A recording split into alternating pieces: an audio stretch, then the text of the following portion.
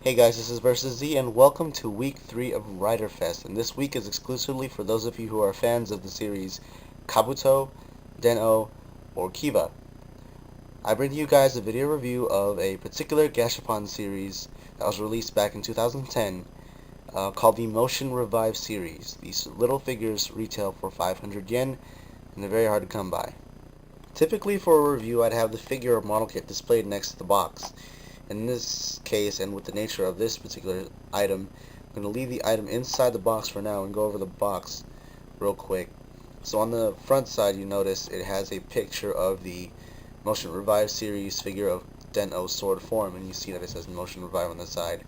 On top, it advertises 24 points of full action figure articulation right there.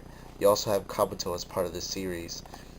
On the sides are images of the other figures that you get in the series. You also have HOPper, Kabuto again, and PunchHopper, the same from all the available figures from the Kabuto series. The opposite side, you'll get a figure of Den-O sword form, Den-O rod form, and Den-O axe form.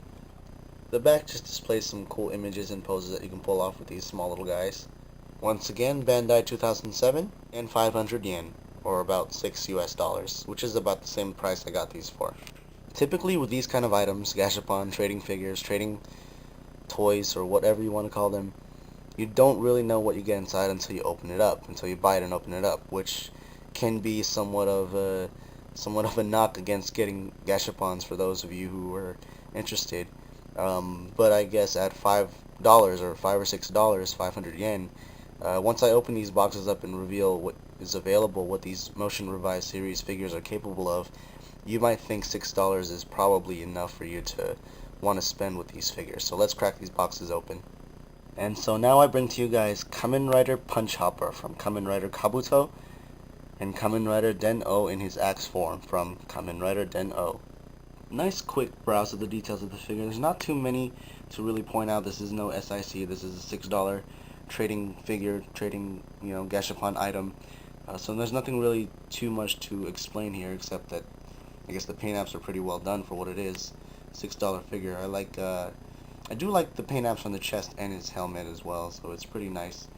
And now for PunchHopper, he has this nice darker shade to him. I like that every detail of the Kabuto style armor is all there. It's all sculpted there, so it's very clean. The belt is not too bad for something, this small, something of this stature of a figure, a $6 figure. Paint apps are alright, it's all there for how much you get, or how much you pay for it. What's interesting is the fact that since this is made by Bandai, of course they're going to include a parts tree for you to work with. These parts trees hold their separate accessories. You'll see those in just a second. There's no nipping or any nature required, although I did choose the safe side and use a nail clipper because that's all I had at the time I unboxed these figures in a hotel room. Unfortunately, the parts aren't colored. Just like the parts tree, they remain black. There is a lot of molded detail there, though, if you would like to paint or apply those highlighted details. What I don't understand, though, is why PunchHopper gets treated with a colored piece. These guys also do come with interchangeable fists. Unfortunately, I left them back at the hotel. Sorry, guys. To show off articulation, I'm going to be using PunchHopper as my example since they both pretty much share the same exact articulation. For his head, they can rotate side to side, up and down, and pretty much wiggle. It's on a ball joint. His arms are pretty much on a ball joint as well, and they can rotate anywhere in and out of the body about that much. There's a bicep swivel and 2 points of bend at the elbow, and of course the wrist can rotate. There's also a ball jointed torso, very familiar to some G.I. Joe fans. Legs are on a ball joint with a peg attached to the hips, so you can get free range of movement in and out of the body, forward and back about that far, back really far. 2 point of bend at the knee, so real nice there for a $6 figure. And then you have a ball jointed ankle right there. So I don't know, you guys be the judge. Is that pretty cool articulation for something like this? Posability for these guys are pretty neat given what they are and their size, though my PunchHopper seems to have weak hip joints, and that might be a common QC problem amongst any other random figures that you might get out of this set. The randomness is also a huge knock against trying to find a Gashapon, trying to collect a Gashapon figure, because you never know what you're going to get, and you never know what problems are going to arise. I know what you're thinking. Great. More epic crotch shots. I just wanted to bring up the fact that sometimes these figures do have balance issues. Regardless of their size, they're not that heavy at all, but they do have balance issues. And here's the brief size comparison with SIC Kiwami Tamashi Den-O sword form right in the back, and you all know how small those figures are, or rather how tall those figures are. And then you also have 3 3/4 inch Mr. Tony Stark back there. So unfortunately these guys fall short of being in scale with any of those two guys.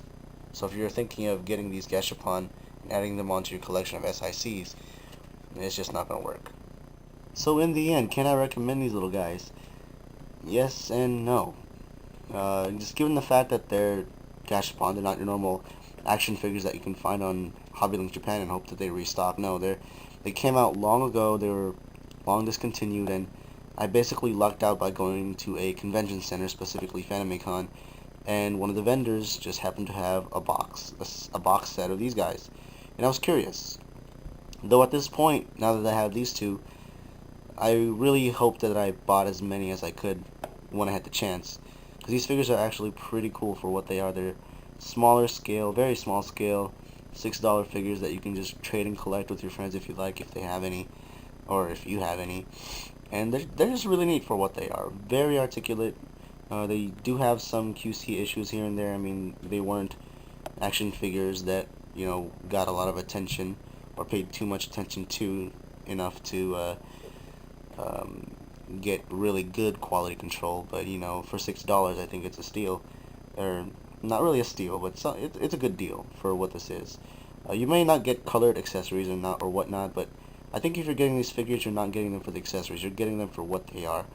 Really small, very, very affordable trading items that are very much near an action figure, like a G.I. Joe or something. I cannot recommend it though because of its rarity, and you could, have a hard time finding them if you really want them. But really, to enjoy a real Kamen Rider action figure, your options are SH Figure Arts or SIC. This particular series was, I wouldn't say short-lived in a bad way, but it was short-lived. Didn't last long enough for people to actually keep on collecting. And believe it or not, when I asked the vendor who was selling these guys, he said a lot of people still look after them. So with that said, I guess I can only recommend this to you if you're willing to get it. But if you're not, don't waste your time. It's perfectly fine if you pass on these.